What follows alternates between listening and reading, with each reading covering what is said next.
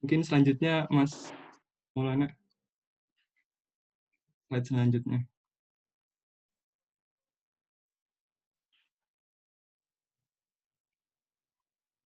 Oke. Ya mungkin bisa kita lanjutkan perkenalan dirinya oleh Mas Reston Lubis itu sendiri. Nah, ini ada awards-nya cukup banyak ketika beliau jadi mahasiswa. Pernah di International Inventors Day di Thailand, dan banyak lagi awarding-nya. Ya, mungkin untuk mekanisme selanjutnya akan disampaikan pembacaan materi dari pembicara dalam waktu 40 menit, kemudian dilanjutkan dengan tanya jawab, dilanjutkan tanya jawab sebanyak 30 menit. Nah, sebelum kita lanjutkan ke tanya jawab, kita ambil sesi foto terlebih dahulu ya teman-teman. Nanti setelah sesi foto kita bisa tanya jawab langsung. Mungkin tanpa panjang lebar, kita serahkan langsung kepada pembicara yang luar biasa dari Mas Reston Lubis. Silakan Mas. Oke, suara saya bisa kedengaran ya, harusnya.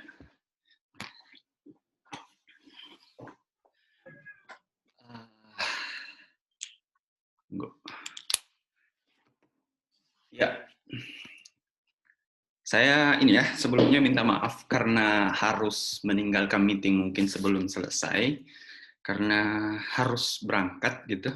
Dan kebetulan tadi pada saat dibacakan juga lagi pasang sepatu tuh, makanya agak sibuk. Oke,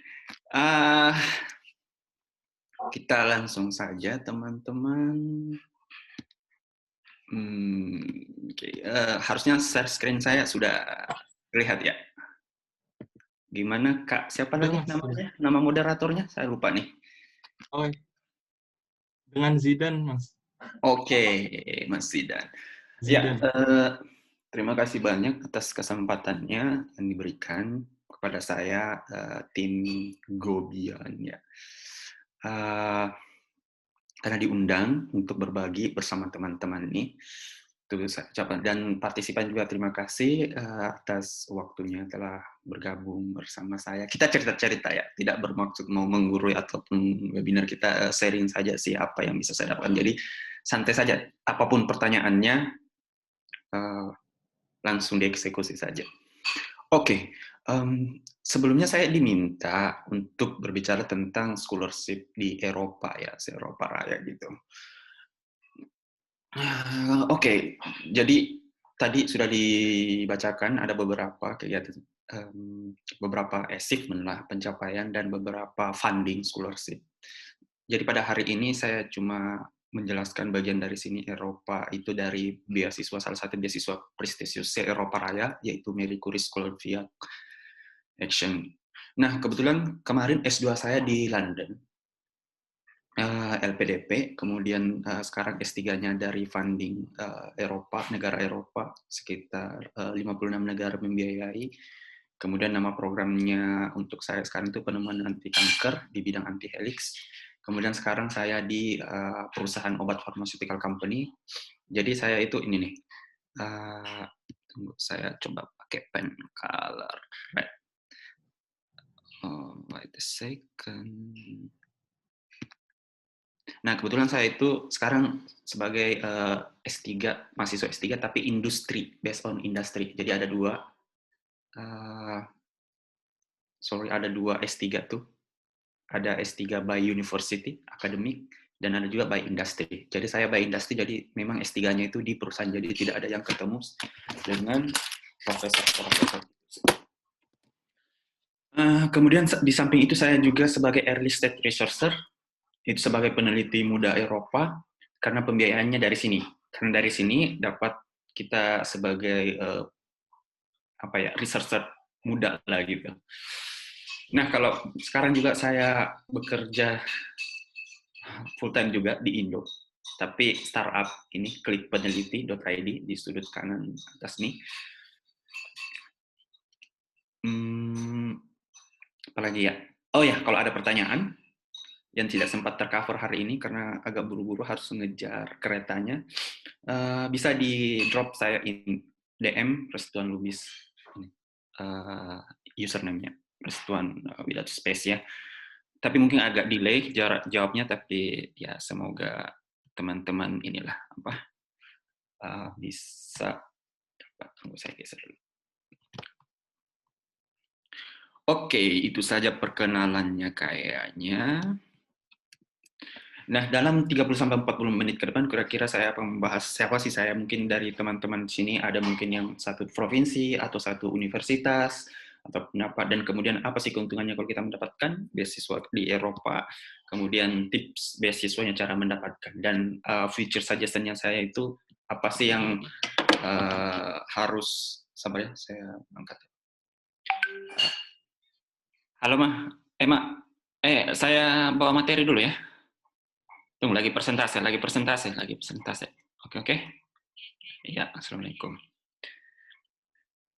Ya, sorry teman-teman, itu Mama tadi, ibu saya. Oke, kemudian suggestion-nya saya. Nah, saya dari ini desa banget, di Pasangkayu, Sulawesi Barat. Di sini letaknya kurang lebih Pulau Sulawesi. Kemudian saya migrasi dari Provinsi Sulawesi Barat ke Makassar. Ini universitas swasta, saya background-nya sarjana farmasi.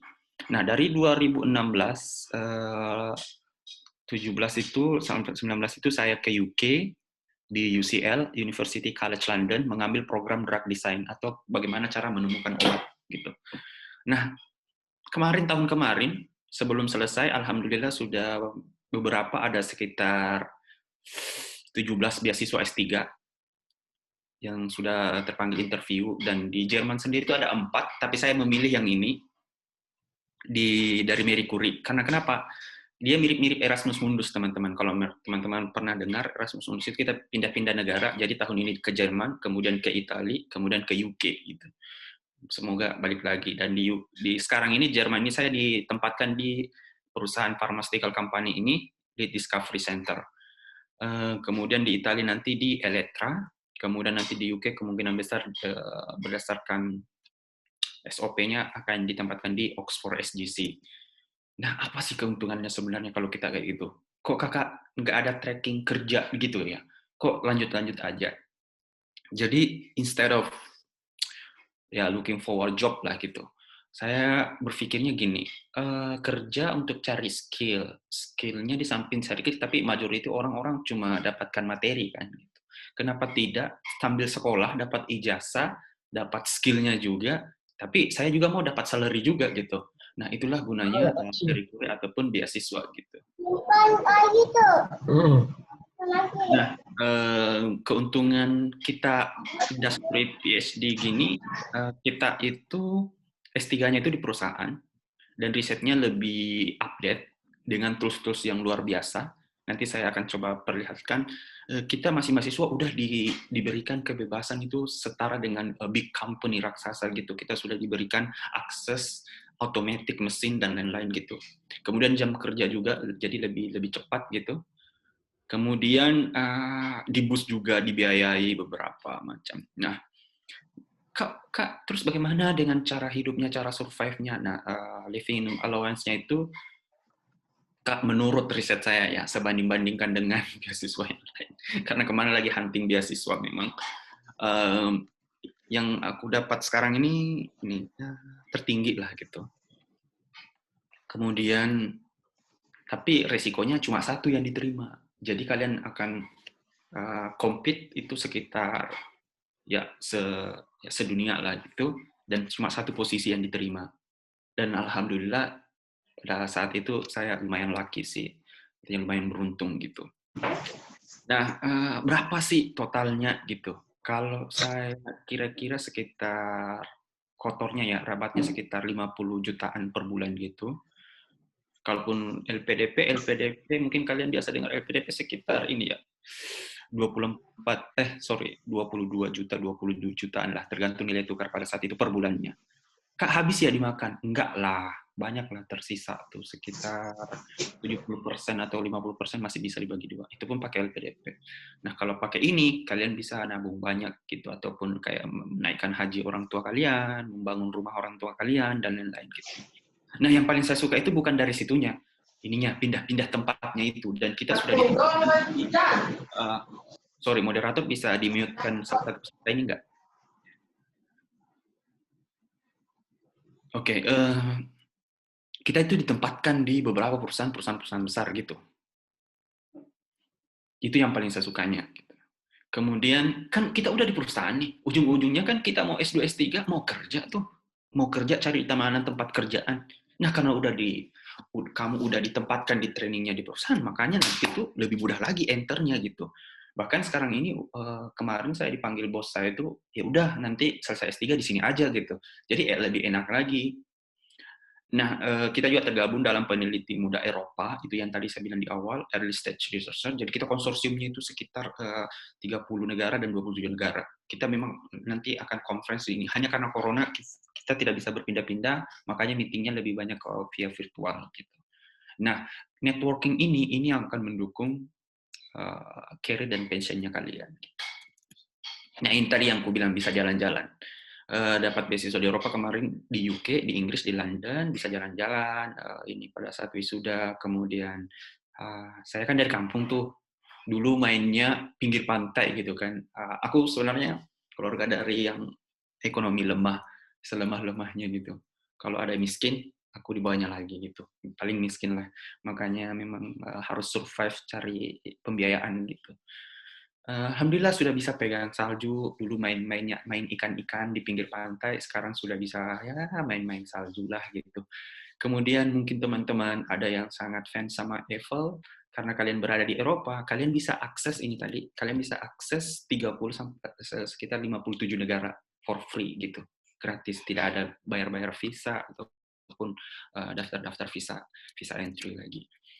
Nah, kemarin kita bisa jalan ke Paris, ke Nederland, Belanda kan, Amsterdam, ke Italia, pokoknya bebas lah ke Spain. Kalian itu aksesnya diberikan, mana lagi kalian sebagai mahasiswa, otomatis dikasih diskon lagi untuk keretanya dan jalan-jalan. Pokoknya happy lah gitu. Nah, ini kemarin di Eiffel. Oke, mungkin teman-teman selama ini hanya pasang wallpaper, download gambarnya. Nah, karena pembiayaan ini semua saya udah bisa ke sana, pegang-pegang guys.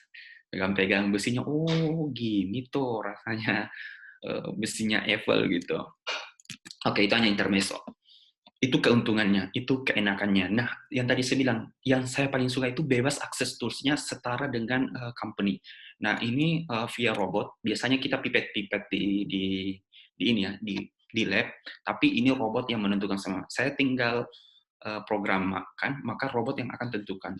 Nah, ini obat yang screening ini, saya sedang screening juga obat 3.500 obat untuk COVID. Obat ya, bukan vaksin. Kemudian untuk kanker payudara, 3 kanker payudara yang sedang saya screening gitu. Jadi jalan-jalannya dapat, ilmunya dapat, dan juga patennya nanti dapat gitu. Ini robot arm-nya, kita memang sudah dikasih full access sebagai peneliti, sebagai scientist lagi kayak gitu sih. Nah, itu yang paling penting. Nah, Kak, bagaimana sih? Kakak dari tadi menjelaskan, kakak enaknya doang yang diceritakan, gini-gini kan. Bagaimana sih cara mendapatkan itu semua? Baik beasiswa LPDP maupun beasiswa Marie Curie tadi. Nah, yang perlu kalian perbaiki itu adalah personal statement-nya kalian gitu. Yang perlu kalian ceritakan itu adalah knowledge dan skills-nya kalian gitu. Dan ini harus pakai bukti. Maksudnya pakai buktinya gimana, Kak? Nanti akan saya perlihatkan sedikit personal statement-nya saya gimana sih. Maksudnya gini, kalau kalian bilang, saya pernah menggunakan alat-alat ini, dispensing atau eco for shooting compound gitu, ataupun ini terlalu farmasi ya, mohon maaf ya kalau terlalu general gitu. Nah, kalau kalian pernah bilang, iya, buktinya apa? Buktinya itu tulis di kampus ini, nama alatnya segini gitu. Jadi harus detail gitu. Jadi tidak ada kesannya untuk make up story gitu. Nah, CV kalian maksimal 2 halaman, dan ingat, formatnya itu harus Europass. Gitu. Ini format Eropa Raya kalau memang kalian udah mulai hunting-hunting ke Eropanya gitu. Nah, email ke calon profesor. Hanya hati-hati, jangan asal main kirim-kirim gitu. Asal, oh ini cocok nih gitu. Karena beberapa profesor itu mereka screeningnya langsung baca cepat dan lihat ini kandidat tahu nggak tempat kerja saya, tahu nggak riset grup saya, tahu nggak alat-alat yang ada saya gunakan gitu. Itu profesor begitu. Mereka tidak mau nge-training kamu. Dia maunya mendapatkan mahasiswa ya udah ya udah ready gitu, udah ready dipakai gitu. Nah, bagaimana caranya melamarnya gitu? Kalian harus pelajari profnya, kalian baca jurnal-jurnalnya, kunjungi namanya, dia track recordnya dia di bidang riset apa, topik apa. Lalu ingat, kalian bisa buka ResearchGate, itu researchgate.com, kalian bisa buka, kemudian lihat project yang lagi sedang buka itu apa gitu, yang sedang aktif. Ini tidak hanya ini ya untuk farmasi atau saintis, juga politik maupun ekonomi ataupun humaniora dan yang lain kayak gitu, itu juga ada. Gitu. Jadi kalian bisa tracking, karena gini, takutnya kalian ngemail ke profesor itu dan ingin menggunakan metode itu, tapi Masih Pak, tapi sorry, bisa dimutkan nggak ini orang? Tapi project yang tentang itu tuh udah ditutup gitu. Maksud saya gini, oke, benar nih profesornya, udah match nih sama skill saya. Misalnya saya anak desainnya, anak arsitek gitu. Udah match nih sama sayanya gitu. Apply lah gitu. Saya sebutkanlah nama program-program yang saya gunakan ini gitu. Ternyata setelah dicek itu sudah ditutup sejak 2018 yang lalu. Jadi kalian harus tahu yang lagi hangat, yang lagi dikerjakan itu apa gitu. Karena saya gini, saya tidak mau mendapatkan penolakan gitu. Saya maunya berhasil gitu, itu sih. Jadi itu sih yang memikat kita untuk mendapatkan. LPDP pun juga demikian. Kalau kalian kita berbicara S2 ya. Kalau kalian mau ke Eropa menggunakan via LPDP lebih bagus lagi kalau kalian udah punya profesor pendamping risetnya kalian. Nah, riset proposal masuk ke riset proposal. Untuk daftar beasiswa ini, kalian sebisa mungkin gini, sama sih di Indonesia itu kita ini apa? Puji-puji orangnya, cari-cari muka ya. Cara-cara cari mukanya itu harus scientific gitu. Gimana caranya? Ya, kalian harus menggunakan metode setidaknya di daftar pustakanya kalian itu, ataupun di metodologinya kalian, ataupun lebih bagusnya di hipotesanya kalian itu nge-reference yang metode yang sedang digunakan profesor itu. Gitu. Jadi, kalau tidak metodenya kalian tidak bisa pakai, saya mau pakai metode lain-lain nih. Sebisa mungkin daftar pustaka, bukan daftar pustaka. Ini tinjauan pustakanya kalian itu setidaknya ada hasil ada hasil riset dari profesor yang kamu tuju. Gitu. Oh, ini menandakan bahwa kalian itu udah mempelajari profesor itu, makanya email ke profesornya dilampirin nanti riset proposalnya kalian. Oh, si anak ini udah ngerti gitu, udah baca. Apa harus dibaca semua, Kak? Enggak, saya pun cuma ambil 1-2 gitu, curi-curi gitu. Karena kan saya ngaplainya beasiswanya kemarin sekitar 30, 17 yang keterima gitu kan. Sekitar lebihnya 13 yang gagal gitu. Nah, itu yang gagal karena aku rasa karena tidak terlalu mempelajari risetnya gitu. Tapi kan tidak ada waktu mau buat 30 riset proposal, waduh luar biasa. Untuk proposal riset mau naik sidang aja berbulan-bulan mau dipelajari. Gimana cara cepatnya? Cara cepatnya itu tadi. Kita mempelajarinya, ambil dua papernya dua, yang paling terakhir, terus obrak-abrik itu, terus mention itu doang. Gitu. Ada beberapa mungkin mereka yang tidak menerima, tapi beberapa mereka menerima. Oke, tahap terakhir, interview. Kalian harus belajar teori dasar. Ini pengalaman saya interview. Interviewnya itu jangan berharap riset kamu yang terakhir gitu. Recent knowledge-nya kamu yang ditanya. Yang ditanya itu yang di awal, kayak, saya contohkan lagi yang di farmasi gitu. Reaksi aspirin itu kayak gimana? Paracetamol terhidrolisis itu kayak gimana gitu. Itu yang ditanyain gitu. Dan aku lost kemarin tuh, yang mau ke Barcelona University. Aku lostnya di situ. Kemudian ini yang paling penting, rehearsal, latihan. Gitu.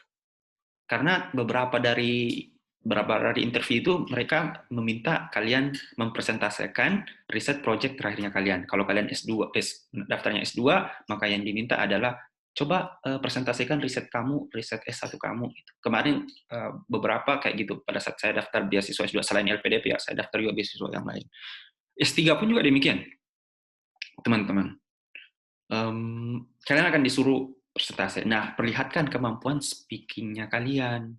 Jangan tiba akal karena nanti gini terlihat. Nah, kenapa penting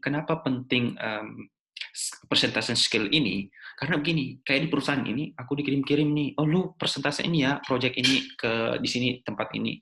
Nah, di UK juga demikian kemarin, karena semua profesor itu ingin anaknya itu, anak risetnya itu membanggakan gitu ya, siapa sih orang tua yang nggak mau membanggakan anaknya.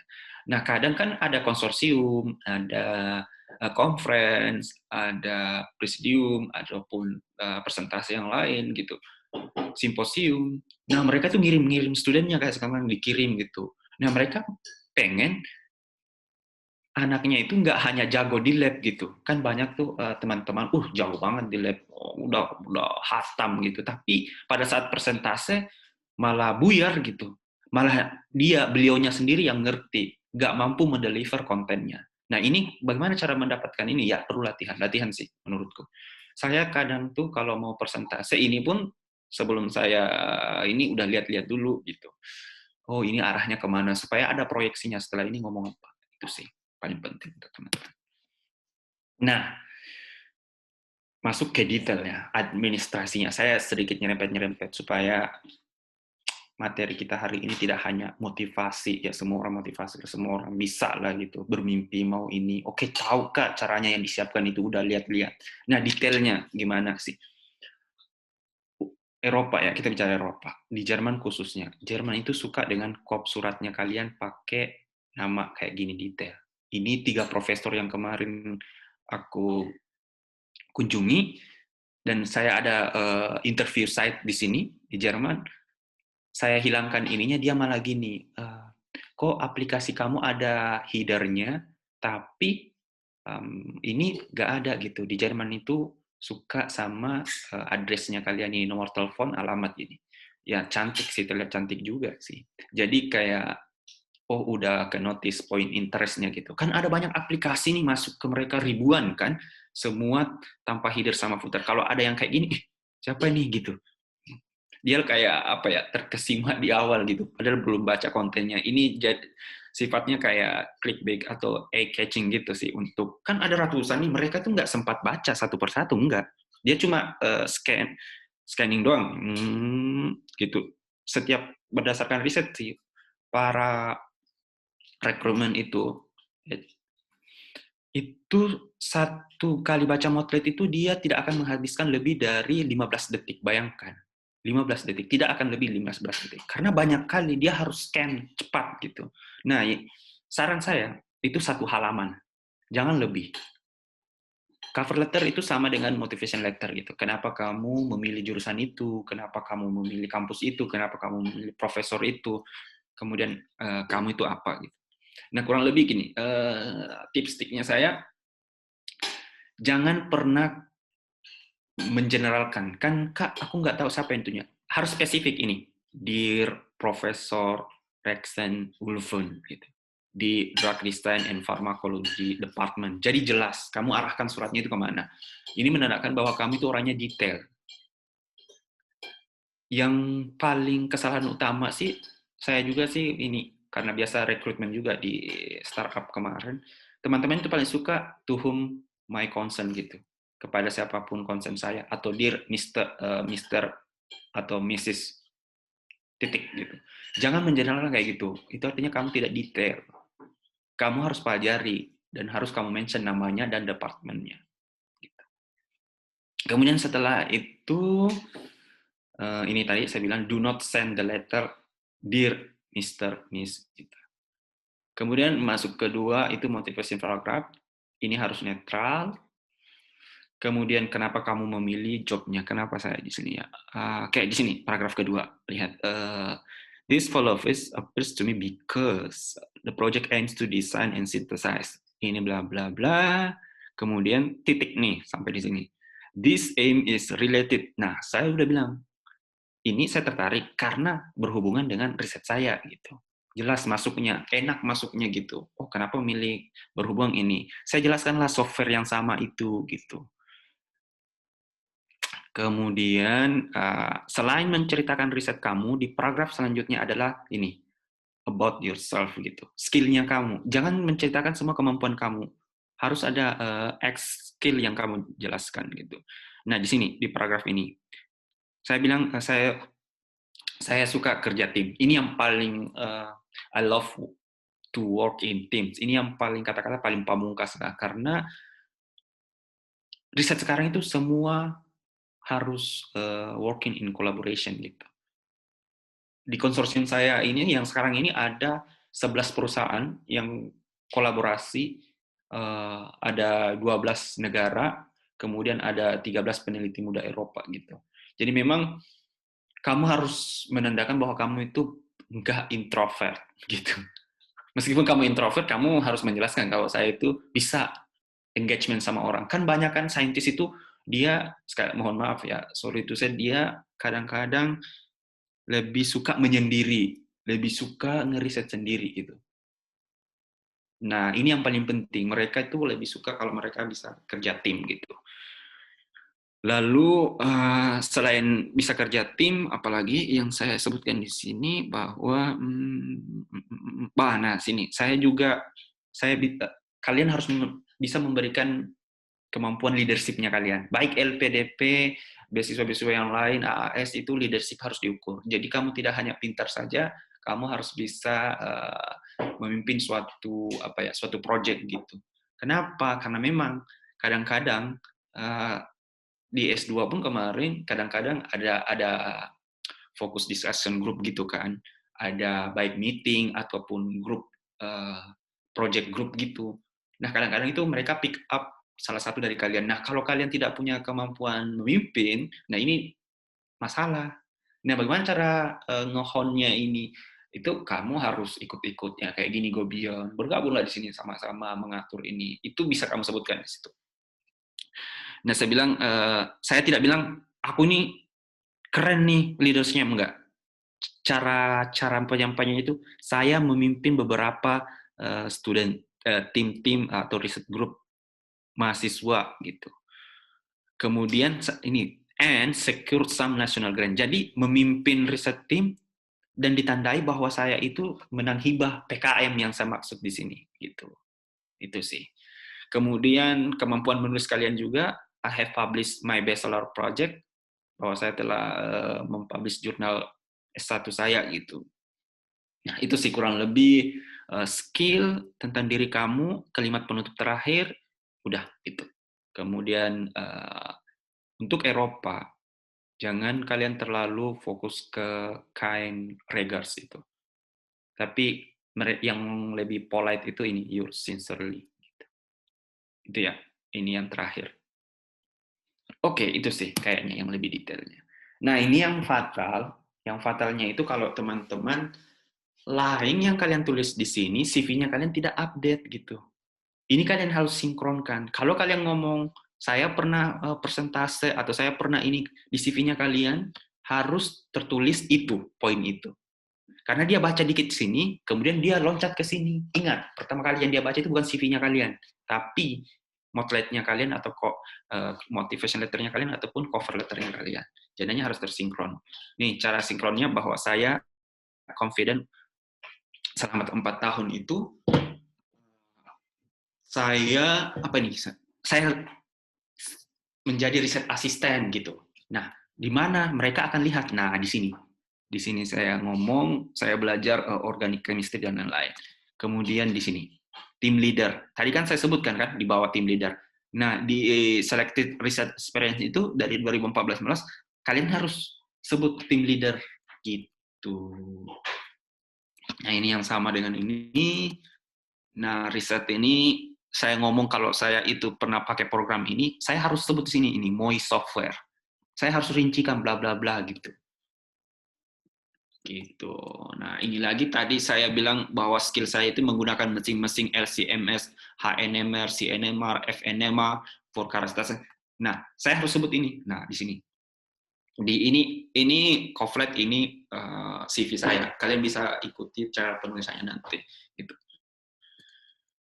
Kemudian saya pernah menjadi speaker nih. Nah, kemampuan presentasi saya sebut di cover letter bahwa saya I have selected and presented my project in International Max Planck Research gitu. Di mana ini ditulis? Nah, kalian taruhnya ini di conference presentation. Nah, di sini 2019. Jadi memang connect gitu. Dari cara ini bisa mendapatkan banyak beasiswa gitu. Nah, ini paling penting, gimana sih membangun bagaimana sih membangun ini semua gitu. Sebelum kalian nulis ya. Berat tuh nulis itu, berat banget. Saya pun satu kalimat tuh lama kali. Nah, strategi yang pertama itu kalian cari dulu fundingnya untuk mempercepat yang mendapatkan. Kalau berat tulisnya tidak tahu dari mana gitu. Kalian cari fundingnya. Ya, kalian dulu targetnya, kayak saya itu mengunjungi dulu, mereka maunya apa, mereka mau dituliskan apa, karena beda scholarship, beda rincian, jangan kalian pukul rata lagi, karena saya juga dari Indonesia, saya itu orangnya malas, maunya satu kali pukul, semua kena, nggak mau buat-buat lagi, jangan kayak gitu, karena beda kampus, beda rincian, beda pattern, beda beasiswa, beda pattern, itu. Nah, yang pertama kalian lihat, kemudian apa yang diinginkan, kemudian profesor. Kalian hunting dulu.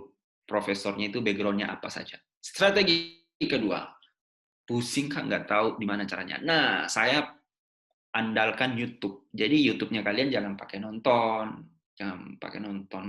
film Korea gitu. Nah, kalian lihat testimoninya gitu. Kalau mau ke UCL, apa sih yang di UCL? Saya mau tulis apa sih yang di UCL ini? Apa sih ininya? Kan malas tuh baca-baca website, kan mengambil waktu. Kita kan mau daftar kampus banyak nih, kita kan mau daftar beasiswa banyak nih. Gimana cara cepatnya? Kalian buka testimoni drug design program UCL, testimoni Harvard University, testimoni ini muncullah itu. Nah, dari situ mereka itu udah susun, mereka itu udah riset. Jadi tinggal ditulis, tinggal dicomot tuh, copy paste gitu cara cepatnya.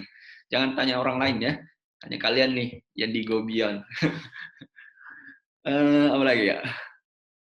Oke, past impact. Nah, ini yang kalian harus tulis. Susah itu menulis, mengumpulkan apa sih kemampuan saya. Kalian harus list gitu. Itu tadi caranya sebelum. Sekarang semua orang berpikir begitu.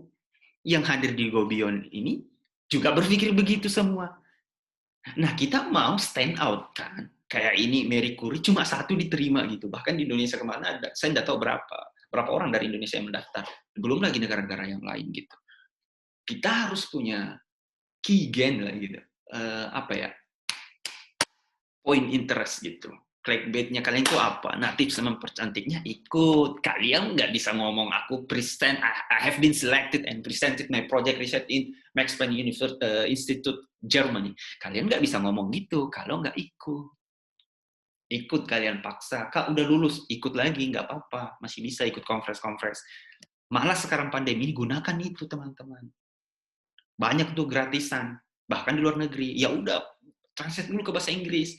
Kirim aja berkasnya kalian. Setidaknya ikut mempercantik CV dan ininya kalian. Gitu. Kalau kalian background science, saya sarankan kalian ikut PKM dan jadi asisten lab. Itu enak kali. Karena enak cara bahasanya bahwa I have been fully engagement with this machine gitu. Kenapa? When I was research assistant. Jadi enak cara ngomongnya. Saya sudah engagement mesin ini lama dengan ini gitu. Kapan? Bagaimana? Kapan? Ya pada saat saya jadi riset asisten. Kalian nggak bisa ngomong itu kalau cuma risetnya yang 6 bulan itu. Gitu sih. Kemudian mulai menulis jurnal untuk ini. Gitu. Nah dari ketiga ini, meskipun cantik, tapi ada yang paling saya suka, yaitu doa pemungkas ibu kalian. Sayangi ibu kalian.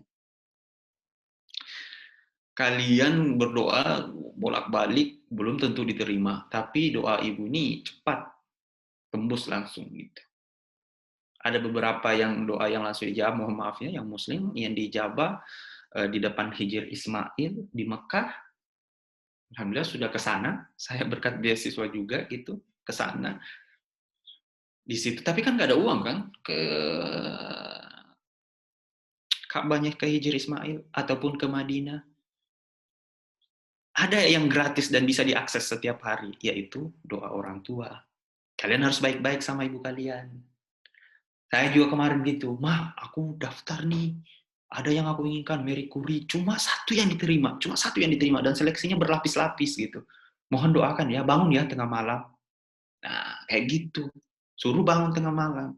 Tapi ini harus equal kaliannya gitu.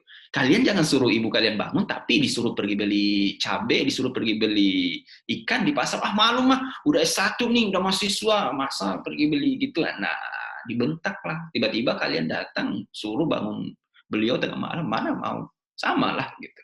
Suruh aja masak nasi, nanak nasi di dapur, nggak mau. Saya pun dari S2 kemarin, masih disuruh beli cabai, masih aku mau. Karena ada kemauan saya, ada kena. Enak lah dia eksploitasi mama kita itu. Eksploitasi lah. Mumpung lagi ada. Iya serius. Saya UCL pun demikian. Hanya 4 mahasiswa yang diterima per tahunnya. Dan itu sangat. Dan saya kan dari ini kan, kampus swasta kan. Akreditasinya mungkin saat itu C. Bayangkan. Yang tidak masuk dalam list peringkat kampus QS World, mau daftar ke UCL. Salah satu top 5 medical university across the world. Setelah MIT, Harvard, Oxford, Cambridge, UCL.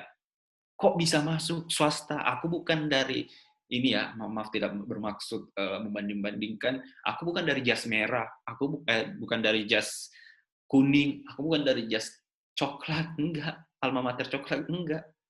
Dari kampus swasta yang C gitu, jauh. Daftar UCL. Kenapa bisa? Skill yang dilihat. Ingat teman-teman, di luar negeri itu tidak memperhatikan kalian mau lulus dari kampus apa. Skillnya kalian, kemampuannya kalian. Jangan cuma riset, kalian harus juga punya kemampuan yang lain. Nah, saya juga diminta kemarin sama admin Gobionnya, bagaimana sih biaya dan kondisi kuliahnya itu. Kuliah di luar negeri, nanti pertanyaannya mungkin kali ya. Living cost-nya. Nah, beberapa teman saya di sini nggak pakai beasiswa di Jerman, dan itu bisa survive. Ini sekitar 738 euro, kalian silakan kalikan, 1 euro sekitar 17.000. Kalau di UK kemarin, saya tidak bisa saya lihat teman-teman itu agak susah kalau self-funding, karena agak berat di sini. Dia sekitar 1.062 pound sterling ya, GBP. Itu 1 pound sterling itu juga 18.000, jadi jelas di Eropa itu lebih murah dibandingkan di UK. UK kan ya tahulah ya, mata uang tertinggi pound sterling kan. Nah, itu sih di Jerman kalau kalian nekat, banyak teman-teman di sini banyak sekali saya lihat anak bachelor, anak master tuh karena semesternya di sini tuh free ya, gratis ya. Jadi kalian tinggal mencari ini 738 euro untuk survive. Dan teman-teman di sini tuh ini part-time kerjanya, dan dia kadang dapatnya itu sampai 1.000 euro per bulannya. Apakah kerja setiap hari? Enggak, dia cuma kerja Sabtu Minggu. Nggak tahu caranya mereka dapat uang itu. Dan banyak kan anak mahasiswa saya lihat itu di sini. Dan dia survive tanpa beasiswa gitu. Saya baru tahu juga pada saat tiba di sini di Jerman. Oke. Kak, dari semua itu kemana saya? Saya mulai dari mana? Saya carinya di mana gitu. Saya udah bikin nih selama 2 bulan. Kakak tadi suruh hunting. Di mana saya hunting? Untuk dapat Marie Curie. Bagi kalian yang mau S2 ataupun S3, beasiswa paling prestisius, di sini kalian cek. Ini jarang sih mereka orang dapatkan, karena Marie Curie itu karena early stage researcher, jatuhnya dia job, bukan scholarship. Itu yang berat. Nah, kalian bisa ini lihat di sini. Ini kalau diobok-obok lama nih seharian. Jadi saya paste, ini saya buka tadi malam, masih banyak yang terbuka. Ada arsitektur, ada pendidikan, ada pokoknya semua di sini ada bidang. Tapi kayak gitu, yang diterima 1 sampai 2 orang, 3 orang gitu, dikit. Nah, saya juga tidak mau berkompetisi sama mereka yang lagi hektiknya gitu, hektik competition gitu. Misalnya LPDP, beasiswa sejuta umat dari Indonesia sekarang yang lagi orang booming kan gitu. Saya mencari yang lain. Kok bisa banyak Kak beasiswanya? Iya, saya pakai beasiswa dari universitasnya. Nah, kalian juga pakai terparti yang terpercaya. Nah, ini kalian bisa di academic transfer. Sisa ketik di sini, kalian mau apa? Enaknya saya paling kayak gitu. Ini website universitas juga kayak di ini VU Vrije University untuk di Amsterdam. Kalian lihatnya itu di vacancy ya, job pekerjaan gitu. Kalian jangan cari scholarship. Jadi dari website ini ada website pemberi beasiswanya kayak Marie Curie ataupun Erasmus Mundus. Kalian ke pemberinya Stunet untuk ke Belanda. Ada juga beasiswa dari kampusnya dan ini lebih prestisius juga. Tapi orang-orang jarang ketahui karena dalam terpatri otak kita itu dia penerima beasiswa apa sih? Saya ikuti deh. Enggak, yang penting kan dapat duitnya dan bisa kuliah di kampusnya situ. Itu sih yang jadi poin utama. Nah, ada juga website ini kalian bisa kunjungi, buka-buka di academictransfer.com. Di sini kalian tinggal tulis background pendidikannya kalian, pop up lah semua beasiswa yang lagi muncul. Nanti dari situ akan dilempar ke pemberi beasiswanya. Di mana saya dapat Marie Curie kemarin? Dari sini, di Academic Transfer. Saya ketik di sini medicinal chemistry atau drug design, pop up lah beberapa posisi S3 itu dari Marie Curie. Kayak gitu, ini recommended sih. Sama ini academic position. S2, master juga ada gitu. Kalau mau fokus ke Jerman, ini DAAD. Orang berpikir DAAD itu beasiswa ya. Iya, emang sih. Tapi DAAD juga, dia mengumpulkan juga. Dia database scholarship juga. Jadi kalian masuk ke ini, ke bagian sininya.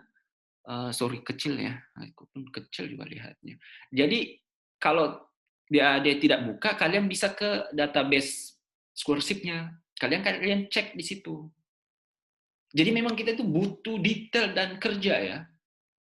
Kerja mencarinya itu yang berat teman-teman. Cari dulu terus list apa maunya. Ada yang maunya pakai cover letter, ada yang nggak usah pakai riset proposal tapi persentase kalau lolos kayak gitu. Nah ini aku sediain ya. Itu yang saya ajarkan, itu yang saya rekomendasikan. Terus pengalaman saya untuk bisa mengumpulkan itu semua ada beberapa distraktor yang itu do tadi, ini sekarang don'ts-nya. Apa sih yang kalian yang harus hindari? Ini toksiknya itu game, teman-teman. Main sosial media. Itu kalau buka Facebook atau buka Instastory, mungkin pengalaman pribadi ya. Itu kita screening story-nya orang itu bisa berjam-jam loh. Kalian sadar tidak? Itu bisa sampai 20 sampai 30 menit. Ada bahkan sejam tuh kalau udah posisi enak gitu. Dan yang paling toksik ini yang seri ini drama Korea yang lagi hits di Indo. Udahlah, dunia kita itu tidak seindah drama Korea, teman-teman. Dia juga nggak kenal kita. Nggak usah bermimpi ataupun berhalusinasi. Move on lah gitu. Katanya mau sekeren, mau ini, mau pakai suit kayak gini, mau pakai gini. Dapatlah beasiswa baru, jalan-jalan ke sana gitu. Gitu. Nah ini juga terlalu bucin. Siapa nih terlalu bucin? Teleponan itu bisa berjam-jam juga. Kalian bisa buka website Academic Transfer itu dan bisa dapat ratusan posisi beasiswa S2, S2, 3 itu kalau kalian alokasikan waktu ini ke academictransfer.com ataupun di findscholarship.com atau find PhD. Nah, yang selanjutnya seri nongki-nongki gitu. Ini yang nongkrong-nongkrong, katanya aku nggak konsen Kak kalau nggak buka laptopnya di kafe gitu. Aku cepat ngantuk di rumah. Alah, nggak lah itu kayak distraksi lah sama musik-musik tuh. Sampai di mana? Saya Kak bukan orang ini, bukan orang yang kadang tenang. Saya butuh ini, nggak mungkin. Datang teman kamu ajak bicara, nggak mungkin kan kita nggak bicara gitu. Kayak distraksi lagi, besok lagi gitu. Ketunda-tunda motivation letternya. Yang terakhir adalah muliakan orang tuamu gitu. Itu sih. Jangan melawan orang tua gitu. Ikuti apa maunya. Oke. Tugas kalian sudah tadi, sekarang kalian berbuat baik kepada ibu ayahnya kalian, kemudian key point topik risetnya, mulai susun review artikel, kan sekarang nggak bisa masuk lab nih karena COVID. ganti menjadi review artikel. Itu bisa dijadikan sebagai jurnal juga. Kemudian kalian mulai surfing conference, mumpung lagi corona, semua divirtualkan. Kemarin pun ada banyak, dan itu free, lakukan. Lomba-lomba juga semua divirtualkan sekarang, ikut kompetisi. Gitu. Ini cara email profesor saya, bagaimana cara mengemailnya, dan apa ya, kalimat di badan emailnya itu, di body mailnya. Nanti karena waktu, oke. Ini, bagaimana kalau gagal? Kalau saya ya Muslim. Aku pun juga pernah gagal. Aku mau cerita, aku pengen kali masuk di STIS dan STAN, teman-teman. Karena saya kan dari keluarga miskin tuh, miskinnya miskin, pokoknya miskin nih. Miskinnya di bawah lagi. Di saat itu di desa saya itu yang paling keren itu orang PNS gitu kan. Nah, saya berusaha cari sekolah S1 itu dari ini. Ada pembiayaan dari pemerintah, tapi saya juga mau langsung dapat job PNS gitu. Nah, pada hari itu yang muncul dalam kepala saya adalah STIS dan STAN. Saya coba 2 kali, tidak masuk-masuk, gagal dua-duanya. Saya pun nangis. Kenapa nangis saya? Seminggu saya nangis, nggak keluar dari rumah. Karena malu kan, teman-teman saya udah pada kuliah, saya kampus negeri udah pada tutup. Lalu saya mau kemana gitu kan? Aduh, nggak enak pada saat SMA. Ini lagi dapat peringkat kan, aduh gimana nih, malu, nangis lah saya gitu. Dan masuklah saya ke kampus swasta. Alhamdulillah ternyata ada hikmah di kampus swasta itu, bisa dapat beasiswa juga, bisa menaikkan umroh ke orang tua gitu dari ikut-ikut lomba kan. Jadi jangan menyalahkan apapun kondisimu, kalian harus bersyukur. Kemudian kalaupun gagal, pasti ada hikmah. Kalaupun saya kemarin masuk STAN ataupun STIS, saya belum bisa S2 ataupun S3 karena harus mengabdi dulu selama 10 tahun, teman-teman. Dan saya tidak akan duduk di Gobion pada sore hari ini kalau saya di STIS, dan saya tidak akan bisa berbagi bagaimana beasiswa-beasiswa itu. Itu sih yang aku pikirkan. Kakak pernah gagal nggak ngaplay lomba? Iya, aku gagal. Gitu. Dan satu yang dalam terpatri saya, otak saya itu sekarang, oh ternyata Tuhan ataupun Allah itu tahu yang terbaik untuk saya gitu. Sedangkan saya tidak tahu. Meskipun otak kita oke, yang terbaik itu STIS sama STAN. Ternyata tidak. Ada hikmah di balik itu semua. Yang jadi masalah kalau kalian tidak berusaha. Udah coba 2-3 kali gagal, udah tinggalkan. Jangan di situ terus. Pindah ke tempat yang lain. Gitu. Itu sih. Oke, terima kasih banyak teman-teman. Masih ada 30 menit. Oke. Ya, terima kasih banyak Mas Reston Lubis sudah menyampaikan materi yang cukup menggugah bagi kita semua ya, terutama scholarship hunter gitu, yang masih bingung terkait scholarship di Europe, udah dijelaskan secara gamblang gitu, tinggal kita action aja nih sekarang. Nah, jadi untuk sebelum kita masuk ke sesi tanya jawab, boleh minta waktunya untuk foto bareng dulu ya teman-teman. Mungkin bisa diaktifkan kameranya. Berhubung Mas Reston Lubis juga kan agak buru-buru nih. Jadi Santai. supaya dapat foto semua gitu. Oh iya, foto lah kita. Aduh, kapan lagi kita foto sama ini? Silakan teman-teman yang belum diaktifkan kameranya.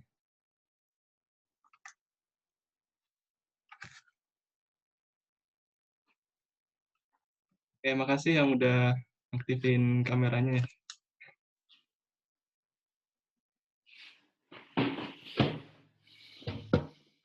Ya mungkin yang lainnya berhalangan untuk mengaktif apa. Mas Maulana bisa dibantu buat dokumentasi. Siap, Mas. Baik, teman-teman. Tunggu sebentar deh. Masih ada yang baru aktif nih.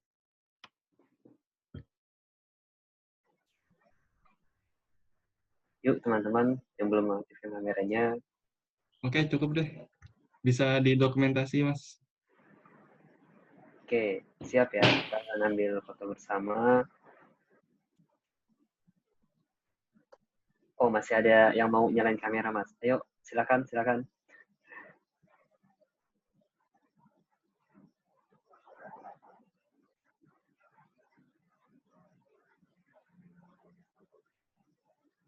Santai. Sebentar, maaf, saya ada gangguan sinyal nih.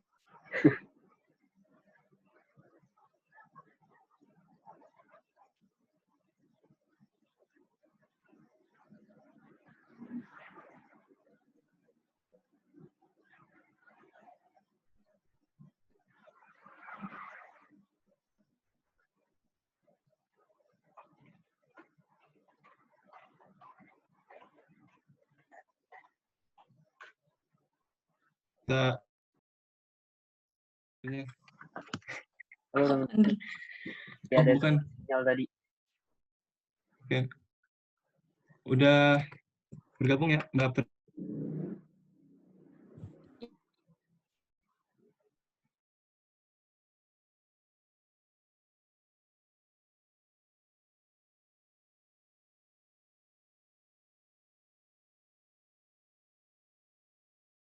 Namanya pemaparan materinya.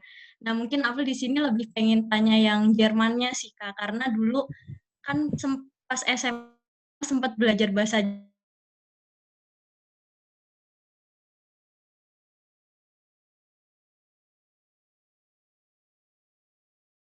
beberapa timbangan gitu yang menjadi nah, nah pengalaman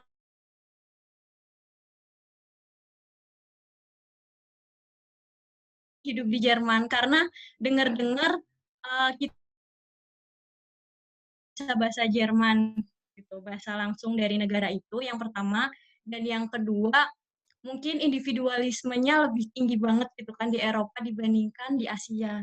Itu bener nggak ya Kak terkait dengan lingkungan hidup itu? Terus yang ketiga, pas awal Kak Luby sendiri menginjakan kaki di Jerman gitu kan, kita kan berasal dari Indonesia yang notabene jauh banget gitu kan, baik dari segi budaya atau lain sebagainya gitu dengan negara Eropa gitu. Gimana caranya adaptasi sendiri di sana terkait dengan lingkungan tersebut? Oh iya, Terima kasih. makasih Fauzia. Indo sama Eropa, ya memang sih kalau masalah individualismenya memang terlihat sih. UK lebih parah. Jadi ya udah, lu urus lah urusan kamu, kita urus sendiri gitu. Lebih sibuk diri sendirinya gitu. Kita ini sangat berbeda 180 derajat karena kita tuh lebih suka kepoin orang dan lebih suka senyum ke orang gitu kan. Belum aja dikenal udah hai gitu. Nah di sini tuh agak-agak berat yang kayak gitu, ya udah berpawasan aja gitu. Nah kemudian itu individualisme memang terlihat sih. Lalu tentang penghargaan masalah berbicara Jerman sama bahasa Inggris. Mungkin iya, tapi dikit sekali. Selisihnya dikit sekali ininya. Karena saya tidak bisa berbahasa Jerman ya. Nggak ada yang mungkin bagus si Fauzia mungkin pernah belajar Jerman, saya enggak. Karena saya fully international program, jadi semua berbahasa Inggris, tapi memang kita susahnya itu kita survive daily life-nya, karena di sini tuh mereka lebih prefer bahasa Jerman. Dan sangat sedikit juga yang tahu bahasa Inggris gitu. Tapi kalau di lingkungan kerja, oke sih. Tapi kemudian di lingkungan kayak apa ya, terminal gitu kan kita ini ya mobility ya, artinya kita mau pergi ke sana harus tahu dong, tanya jangan sampai tersesat, masih bisa kok, masih bisa bahasa Inggris gitu, jadi jangan terlalu kaku. Dan jadi masalah kalau kalian pengen S1 kalian ini S1 S2 ya, kalian kalau S2 bisa bahasa Inggris, cuma bahasa Inggris, nggak usah pakai bahasa Jerman juga bisa. S3 lebih fokus ke bahasa Inggris gitu tesisnya gitu. Jadi untuk masalah ini saya pikir tidak terlalu memberatkan untuk teman-teman karena saya pun juga demikian. Nah, bagaimana sih cara encounter-nya tentang kita kan gotong royong ya di Indo, sedangkan di sini tuh lebih kerja sendiri. Ya udah, saya itu fleksibel gitu, menengah-nengahkan, nggak terlalu. Kita kan di Indo, mohon maaf, so akrab gitu. Belum apa-apa udah ini hey di sini tuh agak siapa lu pegang-pegang baju kan, ataupun handshaking kita jarang di sini, jabat tangan gitu. Kita kan bisa assalamualaikum jabat tangan, halo bro gitu kan. Di sini tuh berat gitu. Jangan terlalu gitu. Kalau belum kenal selama beberapa bulan. Cara encounter-nya saya dengan itu, saya tengah-tengah. Saya tetap bawa bendera Asia saya, sembari di awal-awal saya jaga image di awal-awal tuh. Tapi memang sih kalau di jalan saya tidak akan, saya bersikap sebagaimana European gitu. Artinya ya udahlah, urusan kamu gitu. Mungkin karena saya sudah terbiasa di UK ya. Jadi pada saat kesini tidak terlalu kaget. Tapi pertama kali di UK sangat-sangat kaget gitu. Saya biasanya senyum kalau udah ada kontak mata gini kan, saya otomatis senyum kan. Di UK agak berat karena dipikirnya kamu ngeledekin dia gitu. Tapi itu di awal-awal saja. Jadi ya udah santai saja, santai. Nah, saya di kelas itu malah orang sini tuh lebih suka juga Asia. Tapi kalau mereka udah tahu kamunya, kalau udah kenalan sekitar sebulan 2 bulan, oh Asia ramah ya, friendly ya gitu. Iya emang ramah. Nah, disitulah baru saya masuk intercept, memperkenalkan culture-nya kita supaya nanti ke depannya saya tidak repot-repot lagi sama merekanya gitu. Itu sih. Artinya yang pertama itu ya udah kalian harus pretend, berpura-pura kalian itu sebagai bagian dari mereka. Kemudian yang kedua itu barulah kalian kan kaku juga ya kalau berpura-pura terus selama bertahun-tahun gitu, kaku juga. Setelah itu udahlah balik lagi ke Asia kamu. Dia akan ngerti kok. Dia paham kitanya. Jadi ketakutan itu hindarkan jauhnya. Yang jadi masalah itu kalau kalian belum daftar-daftar selama ini. Kalian cuma takut-takut sama kehidupannya saja. Saya juga takut sih di awalnya. Tapi kan lucu juga, kalian lebih banyak takutnya ketimbang ngapply-nya submit. Klik tombol submit itu yang berat gitu. Interviewnya itu yang berat. Nggak usah, yang penting dapat dulu lah. Janganlah terlalu pusing di situnya. Sejauh ini sih aman-aman saja. Gitu.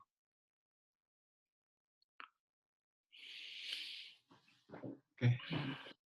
Terima kasih banyak Mbak April atas pertanyaannya. Mungkin ada yang mau ditanyakan lagi dari peserta lain.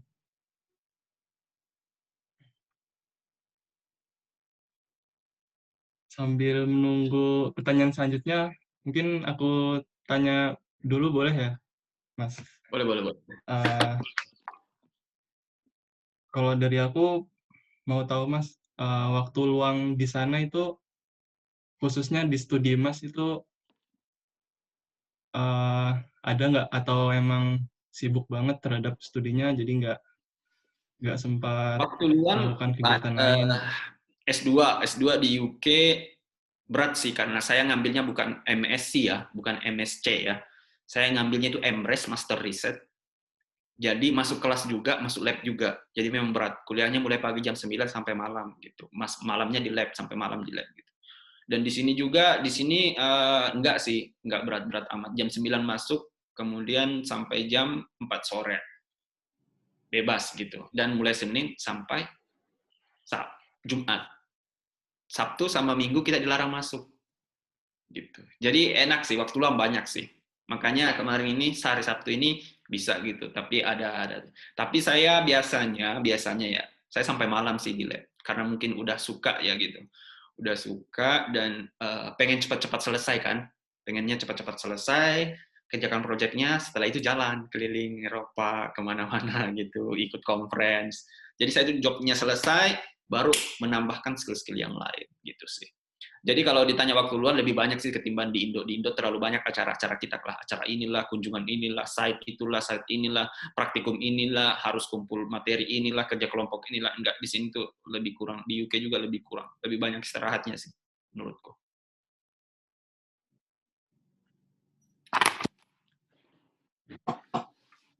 Oke. Terima kasih, Mas. Mungkin ada pertanyaan selanjutnya dari Mbak Zainab. Oh, mau via chat. Ya, ditunggu Mbak pertanyaannya.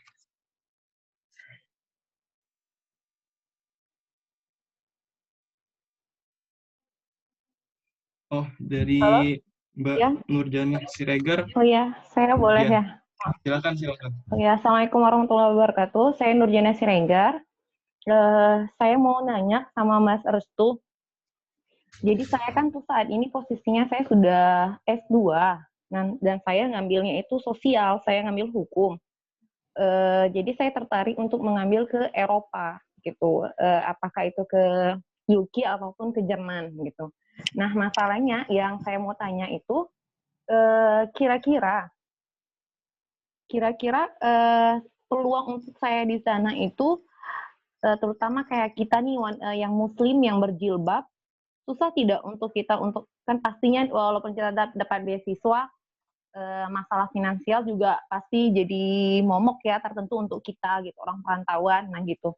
Nah, kira-kira kalau kita mau ngambil kerja part time itu memudahkan kita tidak untuk yang muslim, satu. Yang kedua, lingkungan di sana friendly tidak untuk kita yang berjilbab, terutama kayak kami yang berjilbab besar gitu. Karena dengan yang kita tahu di Eropa sana, image Islam itu agak gimana gitu ya Mas, gitu. Yang ketiga, saya mau nanya, kira-kira saya lebih bagus lanjut langsung S3-nya atau dari S2? Karena kita tahu kayak di Indonesia kan, walaupun saya sudah S2, tapi berbeda toh dengan orang yang udah S2 dari luar gitu. Apakah yang saya dari S1 dan S2-nya tuh di Indonesia, ketika saya nyoba di S3 di sana, itu akan jemplang atau gimana gitu, bisa beradaptasi, mengikuti sistem belajar mereka, atau gimana gitu, Mas? Ya. Udah, kok banyak kali pertanyaannya nih. Iya. Kenapa penasaran gitu, Mas? Banyak juga pertanyaannya. Oke, masalah jilbab. Saya sih nggak melihat personal issue di situnya. Di UK, saya lebih rekomendasi karena lebih demokratik dan liberal, jadi open banget. 10%, sekitar 8-10% penduduknya itu Muslim loh. Dan wali kota Londonnya itu Muslim.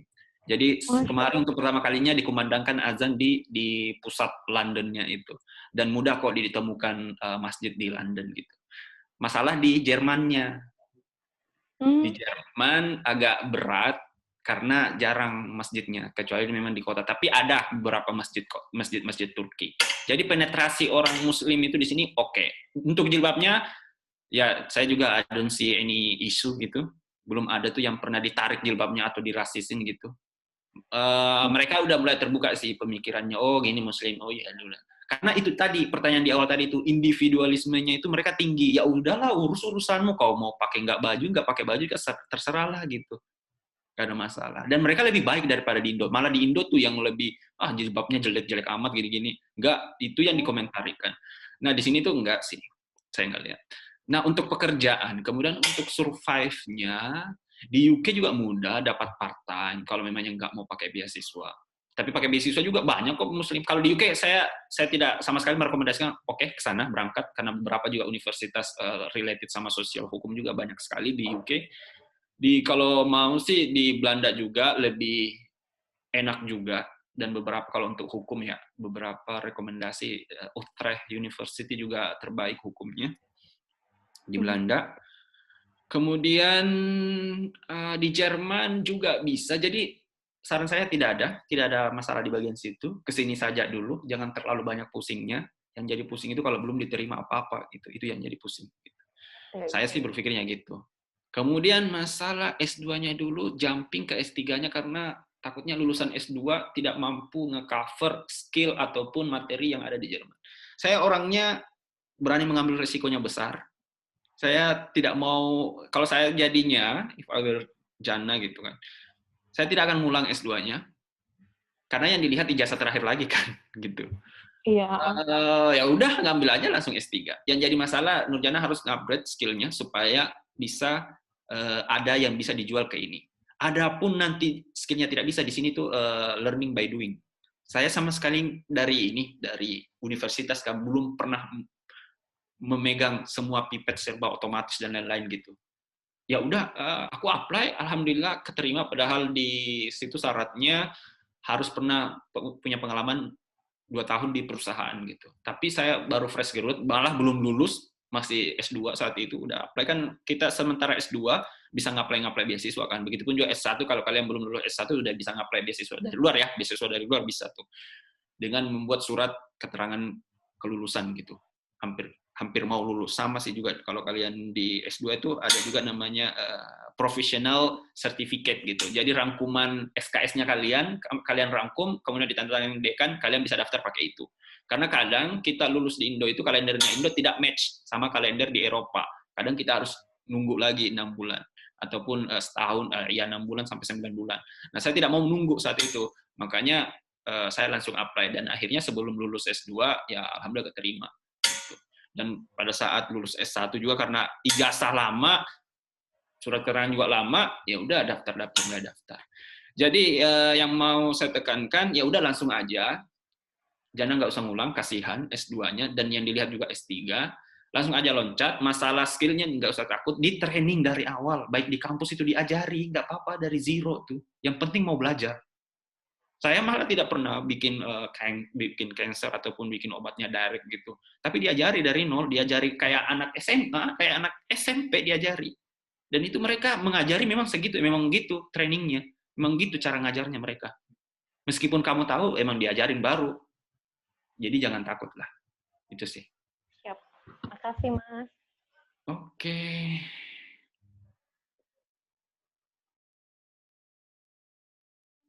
Pertanyaan selanjutnya, Mas, dari Mbak Didayang. Ini pertanyaannya, apa hubungannya antara sikap kita yang baik terhadap kedua orang tua dengan mendapatkan scholarship tersebut? Amalan apa sih yang bisa menjadikan kita lebih mudah untuk Coba diulangi, Mas. untuk apa hubungannya antara sikap baik dengan orang tua terhadap mendapatkan scholarship? Dan apakah ada amalan tertentu yang bisa kita lakukan supaya kita mendapatkan scholarship tersebut? Oh ya, apa hubungannya? Jelaslah hubungannya. Kecuali siapa namanya? Dida ya. Siapa tadi namanya? Ya kalau saya percaya, saya masih percaya ada Tuhan kan gitu, ada Allah, ada yang ngatur, ada yang decision maker gitu. Kita berusaha jungkir balik, bolak-balik, pasti ada ketentuan kan gitu. Ini saya bicara skop Muslim, mohon maaf mungkin ya. Mungkin juga di beberapa agama lain juga gitu. Tidak ada yang agama lain yang mengajarkan ya udah lemparlah orang tua kalian gitu, kasih buat marah-marah lah, tinggalkan orang tua, enggak ada sih. Relationship-nya kita mau mempercepat kelulusan kita mau mempermudah urusan kita gitu. Kalau kita berdoa lama, kenapa? Kita nih banyak kali dosa, gibah setiap hari, ceritakan keburukan orang setiap hari, amalan sholatnya juga telat-telat, tiba-tiba datang ke Allah, ya Allah, aku mau lulus nih, aku mau lulus beasiswa ini, cuma satu yang di dunia. Ya kali, orang di tempat lain juga udah jungkir balik, udah ini, gitu. Nah, kenapa pakai orang tua? Ya, doa orang tua, doa yang diijabah langsung. Itu sih. Kenapa kita mau pengen mempercepat. Kemudian, apa sih amalannya, gitu? Oke, amalannya apa ya? Ya itu tadi, membantu orang tua, gitu. Kemudian kalau saya sih, amalan yang saya kerjakan setiap hari adalah menelpon beliau dan kabari setiap hari, menanyakan kabarnya. Selain belikan obat, taking care. Pokoknya sebagai anak, muliakan orang tua. Itu sih amalannya, muliakan beliau. Apapun keadaannya. Kalian paksa gitu. Kemarin saya saat S1, saya paksa sekali ikut kompetisi, ikut sayembara, biar bisa menghadiahkan umroh ke beliaunya gitu. Kemudian di S2 pun, kemarin dari LPDP, saya tabung uang semua itu. Karena beliau tidak mau naik haji sendiri, harus sama suami, bapak saya, ya harus nabungnya 2 haji untuk mereka berdua. Kenapa saya harus nabung dan saya harus menunda keinginan saya untuk jalan-jalan se-Inggris Raya? Karena saya mau minta didoakan lagi untuk S3 yang terbaik. Setelah ini saya mau berdoa lagi untuk diluluskan di postdoc di Harvard. Minta lah. Makanya aku baik-baikan lagi nih. Aku perbaiki rumah, aku berikan tempat tidur yang enak gitu. Ya, sebagai anak kan emang di luar dari keinginan itu janganlah. Artinya ya diniatkan lah sebagai anak untuk orang tua. Memuliakan orang tua, maka urusan kamu semua akan mulia. Itu sih yang aku pegang selama ini. Oke, mungkin last question lah sebelum kita berakhir nih. Nah, sisa 5 menit lagi. Mungkin ya pertanyaan yang selanjutnya, kalau di UK bisa kerja part time apa aja, Kak? Apa aja ya part time? Bartender. Itu yang paling saya lihat temanku, bartender. Itu kalau tapi di kafe sih, karena banyak ini ya kafe-kafe ya. Bisa jadi waiters di rumah-rumah makan, itu sih yang gede, itu per jamnya sekitar 10 sampai 15 euro per jam. Dan satu euronya kan sekitar 20 ribuan, berarti berapa tuh? Sekitar 200 ribu ya per jam. Kalau kalian ngambilnya 6 jam, 6 kali 2, sehari kalian bisa dapat 1.200.000 gitu per harinya kalian bisa dapat. Ya mungkin itu menjadi pertanyaan terakhir. Ya mohon maaf sekali lagi untuk pertanyaan yang belum bisa dijawab. Ya. Berhubung Bisa waktunya. DM atau WA-WA-an, nanti saya follow up lagi gitu. Yes. Oke. Mungkin ada closing statement dari Mas Restu. Closing statement ya, apa ya? Oh ya gini. Coba dulu. Tapi jangan di otaknya itu jangan dicoba. Lakukan gitu. Karena kalau coba, usahanya juga coba. Usahanya tidak 100%. Gitu. Tumbuk aja dulu, jangan merasa aku dari kampus ini, aku dari lulusan ini, IPK aku jongkok, ataupun aku nggak punya pengalaman kayak Kak Restu, ataupun apa ya, aduh Kak, yang lulus itu cuma satu, ataupun yang ini cuma ini. Enggak. Kalian tidak akan pernah tahu tembakan mana kalian yang nancep gitu. Pokoknya tumbuk aja dulu, tumbuk secara terus-menerus, gagal tumbuk lagi, kan tidak tahu terpental atau nancep. Yang jadi masalah itu usaha kalian untuk mendorong, itu yang jadi masalah. Jadi apapun kondisi kalian sekarang, jangan dipikirkan, yang penting kalian tembak aja dulu. Urusan belakangan itu nancep atau terpantul, itu sih. Dan alhamdulillah kemarin saya banyak nancep. LPDP cuma 1 kali shoot, UCL juga cuma 1 kali shoot gitu. Jangan kita terlalu lama berteori, jangan terlalu kita lama dengan kekhawatiran kita. Karena kadang-kadang yang semua dikhawatirkan itu enggak semua terjadi, teman-teman. Enggak semua terjadi. Itu sih, ya.